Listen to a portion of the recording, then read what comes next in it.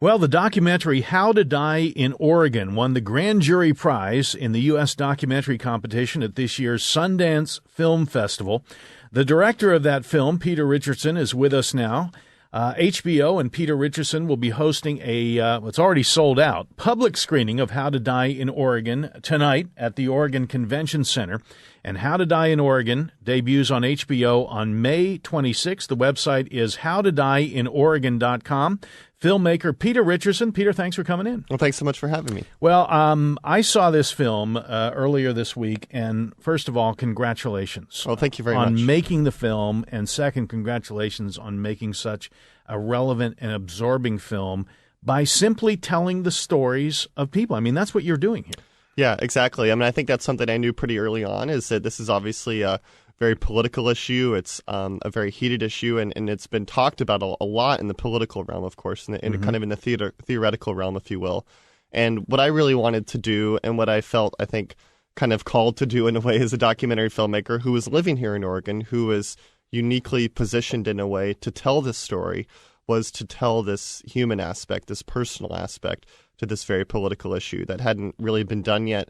And I felt kind of a great need to do that and to have that story told as, potentially other states consider this law. And of course, as, we as a country kind of go down this road of having this larger conversation about death and dying. Right. The first scene, Roger Sanger is in the first scene, and I don't want to describe it in any way because it is such a powerful opening scene. But I will say that this is a gentleman whose mind was made up. It was clear from everything in that first scene that there was no turning back. He'd made his decision. But this is not so with other people who have used the Death with Dignity Act, was passed here in 1994. Part of the film allure to me was seeing the various ways in which this law affects people differently and their families differently. Right. It's certainly a very easy decision, I think, or a very clear I shouldn't say easy decision, a very clear decision for some people. But I think for many others, it's far more complex. And you see that in kind of the main story in the film, the story of Cody Curtis and her family. And, the real decision-making process that Cody has to go through as she decides whether and when to use this law. She's relatively young. She's 54 years old. She has this terminal cancer diagnosis. She has 2 children in her 20s. Her husband, the love of her life, they've been married for 35 years. And so you see kind of how difficult it is for her to make this decision, whether to use this medication. How does she say goodbye to her family? How does she know when it's time? Kind of go on that journey with her. And beyond Cody, who's you mentioned, 54 years old, a Portlander with liver cancer, we learn about her extended family, which includes her oncologist, Dr. Catherine Morris, I believe. And one of the things that her oncologist said, which was interesting to me, was that she now feels that part of her job as a doctor to do no harm means not taking away her patient's control over her life. That was an interesting kind of a revision by a doctor here, how this affects doctors. Right. Well, around this issue, there is this kind of debate, especially within the medical community, about the Hippocratic Oath and the notion of, well, what does to do no harm mean? Right. First of all, it should be said that doctors actually no longer are required to take the Hippocratic Oath. It's kind of a voluntary thing, and I think most doctors don't actually take the Hippocratic Oath. But there is this notion of, well, to do no harm, does that mean that I'm not going to prescribe a life-ending medication, or does that mean I am going to prescribe that medication because to do so would cause my patient undue harm? So the film does kind of explore that idea. And in the film, I believe it's Catherine Morris, really becomes an extended member of Cody's family because she's treated her and then the recurrence of liver cancer. And you see how this affects not just the immediate family, but the people who treat them as well. Yeah, exactly. I mean, that's one of the things, that's I think really remarkable about the film is you see the dedication of a doctor like Dr. Morris, and that this is really a doctor who's in kind of for the long haul, if you will, with these patients, and sometimes has these relationships through these patients fighting cancer that could go on for years. And there's a real story that kind of develops there with this patient-doctor relationship. Our guest is filmmaker Peter Richardson. His film, How to Die in Oregon, it's going to debut on HBO on May 26. HowToDieInOregon.com is the website. Also, you include one of the characters in this film, or one of the principals of the film, Ray Carney, is a guy who was a conservative. His mind was made up against this, against this the initiative here in Oregon. I keep saying initiatives. It's an initiative in Washington, and here it's a measure. Against this ballot measure, he has throat cancer and changes his mind. He does. He said to me, Peter, this was, as you said, someone who was very conservative politically, very much against this. He was actually a local radio personality for many years.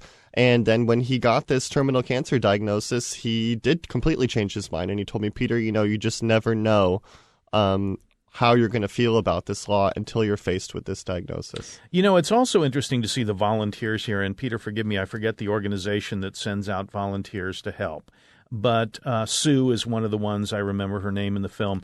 And she's clear that you're not selling a process here. They're offering a choice.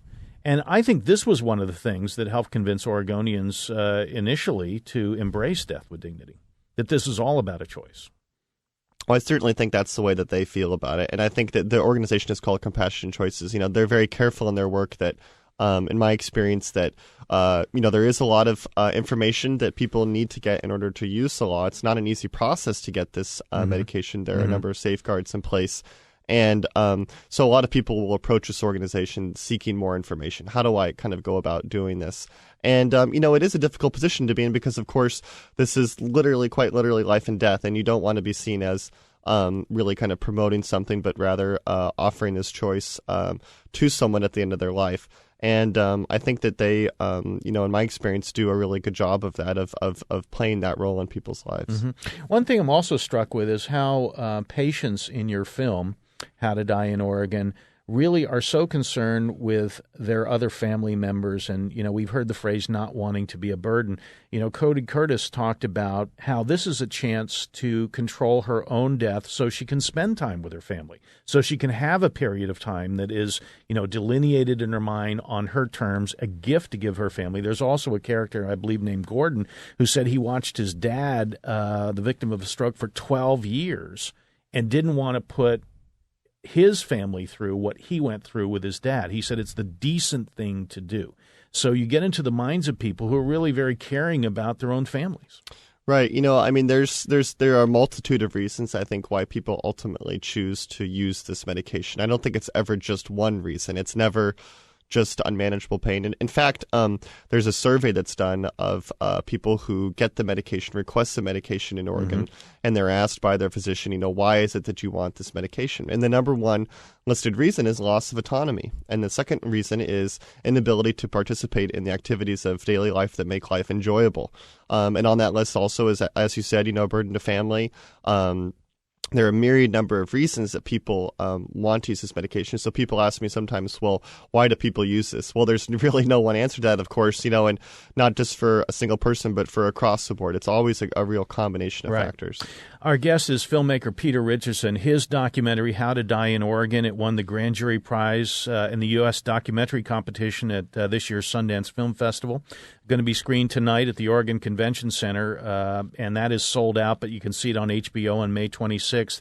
How did it feel to win that prize at Sundance? Let's get a little personal here. That was a pretty incredible moment. It was very emotional at first because this has been a long journey making the film. It's been about 4 years. So I think that when I was still seated and Matt Groening, a great Portlander, which made it just that more amazing and surreal in a way, started his description of the film, I knew pretty early on that it would probably be this film. So that was very emotional. And then, when you get up on stage there, you maybe have some things that you've thought about saying, but it's just a total blur. And then I think about halfway through, I kind of took, assessment of the situation, realized, wow, I'm actually standing here and this is really happening. So it was an incredible experience. We're going to take a break. Can you stay a little bit longer? Sure. Okay. Peter Richardson is with us. Winner. What did you get for your Grand Jury Prize? What did they give you? Very beautiful, a very extremely heavy glass trophy. Glass trophy. Okay. And more importantly, I guess a big lift to your career as a filmmaker. Yeah, exactly. Too. Filmmaker Peter Richardson, who has directed How to Die in Oregon. The documentary won the Grand Jury Prize in the U.S. documentary competition at this year's Sundance Film Festival. The screening is tonight at the Oregon Convention Center. It is sold out unless you can find a way in, and a lot of creative listeners might. If you can't, you'll see it on HBO on May 26th. Peter, thanks for staying with us. And this was the U.S. documentary competition. It was their